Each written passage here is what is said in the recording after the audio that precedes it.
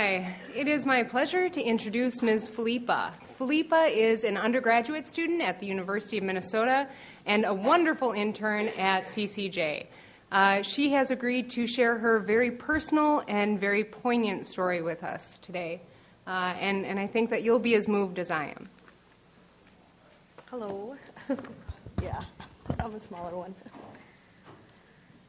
6. The number of years I spent with my father before he was arrested. 3. How many years my papi spent in jail, going from his cell to court and back again. My mother and I spent those 3 years traveling in a similar A to B to A pattern, from Detroit to Milan, Michigan to Detroit, waiting for his sentencing, every Friday, Saturday, and Sunday. Even though I was only 6, then 7, then 8, I can still remember the visiting hours, from 4 till 8, from 8 till 3. We never missed a second. 674, the number of miles between Detroit and the Federal Correctional Institution in Sandstone, Minnesota, where my papi was sentenced to 15 years. It took my family 1 year to save enough money to move those 674 miles to be close to him. Many of these numbers might not mean anything to you, but to me, they represent the years, the miles, and the barriers we face as a family. 949,979, the difference in population from Hinckley, my new home, and Detroit. In 2000, Hinckley's Hispanic population was 1%. My mom, my brother, sister-in-law, cousin, nieces and nephews, and I were that 1%. 44, the number of miles we traveled each weekend to visit my papi.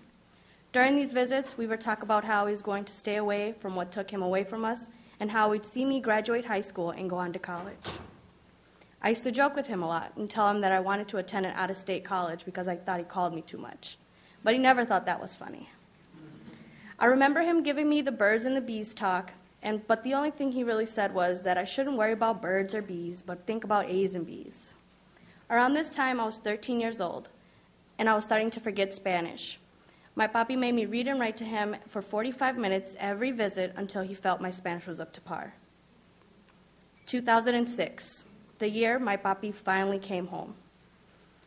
I was so happy we were a family again, and it didn't hurt that I could sleep in on the weekends like a normal kid. My papi started looking for work 3 weeks after he was released. He applied to Toby's Restaurant, Burger King, White Castle, Taco Bell, Grand Hinckley Casino, the Grand Northern Inn, Days Inn, and Super Value, and even applied at Loma's Egg Ranch. I remember because I was there, filling out the applications and driving him to the businesses to drop them off. We never heard back from any of them. It was during this time I started noticing people around town acting differently. They weren't as friendly towards me as they were before. My friends weren't able to come to my house anymore. I would see them around town, moms and dads who used to cheer me on in track and basketball, but now who seem reluctant to speak to me. 91. The number of days after my papi was released when we left Hinckley in search of work in the Twin Cities. We moved to North Minneapolis. 7. The number of days after the move, my mom was hired at Family Dollar. My papi was denied. On my mom's first day at work, I decided to skip school and help my dad look for employment. We applied to 10 different locations that day. One of them told my papi to call every morning at 7 a.m. until he was placed at a job site, but he was never placed. 30. The number of days it took before the rejection letters began coming through the mail. 60. Days later, my papi and I were still spending countless hours looking for employment.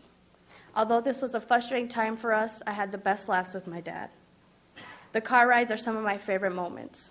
After I would drop him off to drop off the application, he'd always emphasize on the importance of me going to college because he didn't want to see me struggle the way we were. 90. The number of days after my mom's first day at work, where they both applied, when she got a 10-cent raise. My papi was still unemployed. I started to see his frustrations as a father and as a man. He wasn't able to help us with the bills. 91 days after my mom's first day at work, my papi decided to go back to his old ways. He knew we couldn't afford the rent, the bills, the car, the electricity on a single $7.50 an hour paycheck. 7, the number of months it took before my papi was charged with intent to sell to an officer. I felt it was my fault my dad resorted back to selling drugs. I thought I really could have helped him find a job.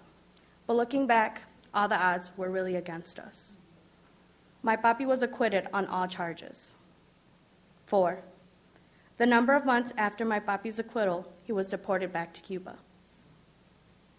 2,537, the number of miles where I stand here today and where my papi taxis people from point A to B to A on a horse-drawn buggy, where he earns 5 cents each rider. I am Felipa, and I'm a current undergrad student at the University of Minnesota. My entrance to the university has been my parents' biggest accomplishment. If it weren't for my papi to push me to be everything he couldn't be, I wouldn't be here with you today sharing my data. Thank you.